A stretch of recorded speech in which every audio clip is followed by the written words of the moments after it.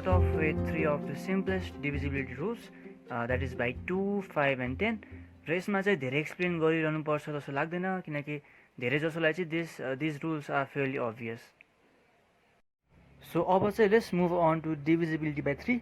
यसमा के गर्छौँ भने वी टेक अ नम्बर अनि त्यसको डिजिटको चाहिँ हामी सम गर्छौँ र यदि त्यो सम चाहिँ 3 ले डिभिजिबल छ भने त्यो नम्बर पनि 3 ले डिभिजिबल हुन्छ एन्ड भाइस भर्सा. सो यो टेस्ट चाहिँ सिम्पल छ बट यो आखिर काम चाहिँ किन गर्छ त? Let's try to figure that out है त. सो टु एक्सप्लेन दिस, सुरुमा हामी एउटा नम्बर लियौँ एबिसी. मैले 3 डिजिटको नम्बर लिएँ तर this works for any number of digits है. सो हामीसित छ ABC and we need something like A plus B plus C. So one thing we can do is expand this. So अब एउटा काम चाहिँ भयो, हामीले ए बी र सीलाई छुट्याउन चाहिँ सक्यौँ but what we really want is A plus B plus C. So अब के गर्नु पऱ्यो भने we need to manipulate this such that A plus B plus C चाहिँ छुट्टियोस्. So let's do that. Okay, so अब चाहिँ we got a nice expression है. यसमा एउटा कुरा के नोटिस गर्नु पऱ्यो भने ए र बीको भ्याल्यु जे भए पनि 99A plus 9B will always be divisible by 3.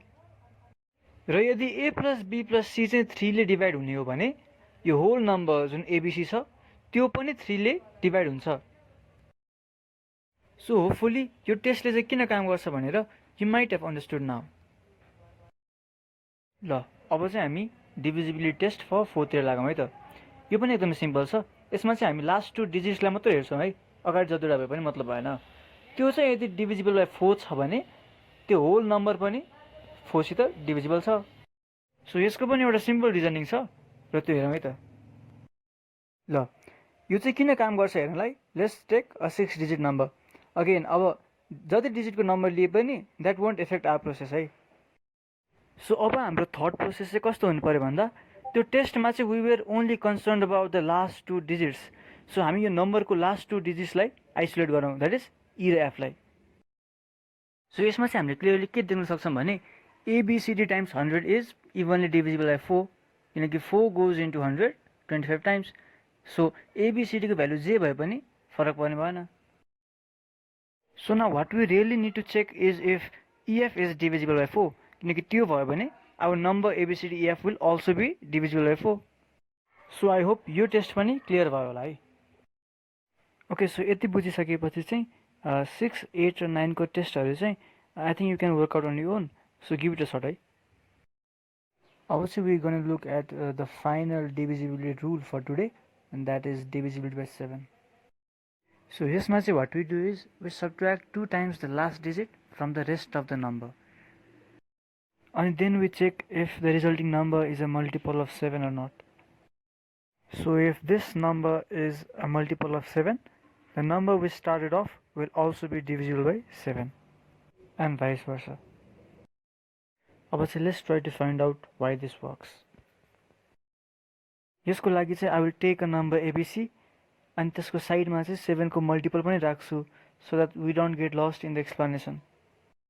So फर्स्टमा हामीले 623बाट 62 चाहिँ एक्सट्र्याक्ट गर्नु भनेको 623बाट 3 घटाएर त्यसलाई डिभाइड बाई 10 गर्नु. सो इन जेनरल यो भनेको कुनै पनि नम्बर एबिसीबाट सी घटाएर चाहिँ अनि त्यसलाई डिभाइड बाई 10 गर्नु हो. अनि त्यसपछि चाहिँ we subtract this by 2c. अब चाहिँ थोरै रिअरेन्जमेन्ट गर्नुपर्ने हुन्छ. सिम्प्लिफाई गरेर चाहिँ 2.1 भनेर नम्बर आउँछ and that really gives me hope किनकि 21 is a multiple of 7. अब हामीसित 2.1 छ तर 21 भएको भए अझै राम्रो हुन्थ्यो र त्यसलाई 21 बनाउनलाई चाहिँ we need to multiply by 10. अब we need to question ourselves एउटा कुरा कि 10 ले मल्टिप्लाई गरेर 7 सितको डिभिजिबिलिटीलाई इफेक्ट गर्छ कि गर्दैन. एन्ड द एन्सर इज गर्दैन किनकि 7 is not a factor of 10. And at this point I also want to convince you कि ABC minus 21C is actually equivalent to 560 in our context. Now here comes the catch. त्यो 21 times C वाला term is always divisible by 7. अनि सुरुमा चाहिँ we were checking if 56 is divisible or not किनकि त्यो भयो भने 560 पनि हुन्छ. त्यसको मतलब ABC minus 21C is divisible by 7.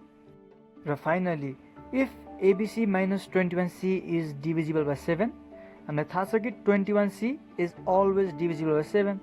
So that means our original number ABC is also divisible by 7 and vice versa. And now we're at the end of this video. Thank you everyone for your time and attention. Stay home, stay safe.